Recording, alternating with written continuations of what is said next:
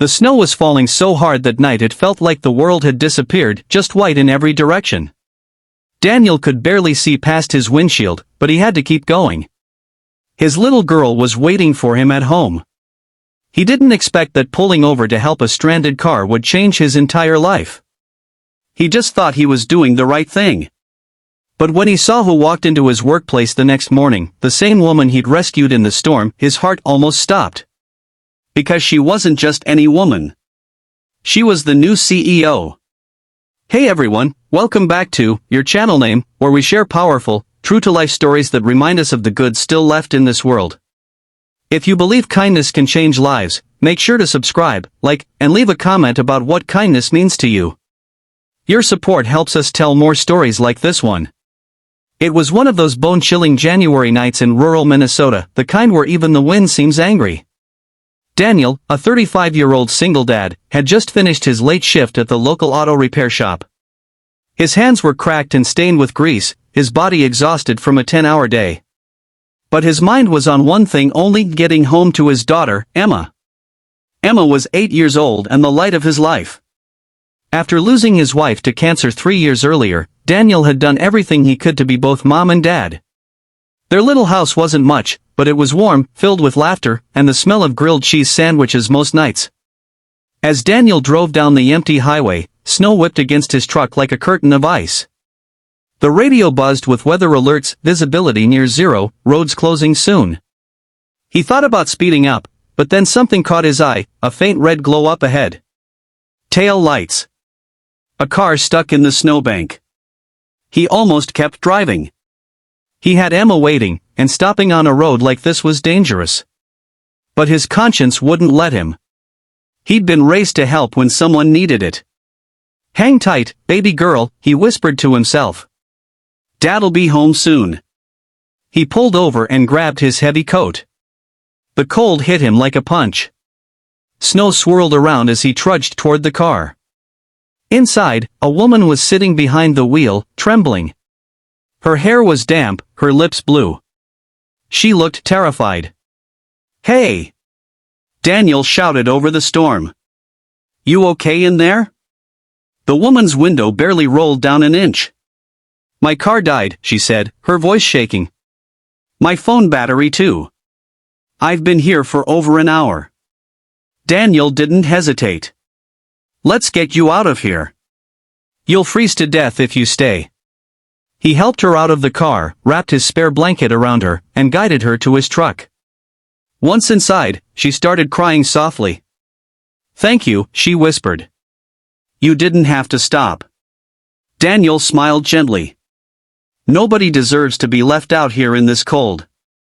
He drove her to the small diner near town, one of the only places still open.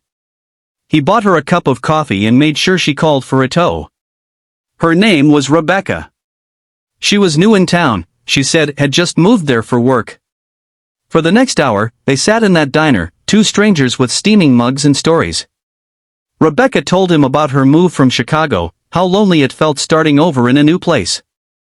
Daniel told her about Emma, about the challenges of being a single parent, and how every night he prayed he was doing enough. Before she left, Rebecca looked him in the eyes and said, You probably saved my life tonight. Daniel shrugged. Just did what anyone should do. But deep down, her gratitude warmed something in him that had been frozen for a long time. The next morning, Daniel woke up early to drop Emma at school before heading to work. The storm had calmed, but the roads were still slick. He pulled into the auto shop, shaking the snow from his jacket, and grabbed a wrench. Big day today, his boss, Mike, said. Corporate's sending someone down to check out the place. New leadership, I think. Daniel barely paid attention. He was already elbows deep in a customer's car when he heard the bell over the door. He looked up and his jaw dropped. It was her. Rebecca. The woman from the storm. Except this time, she wasn't in a parka.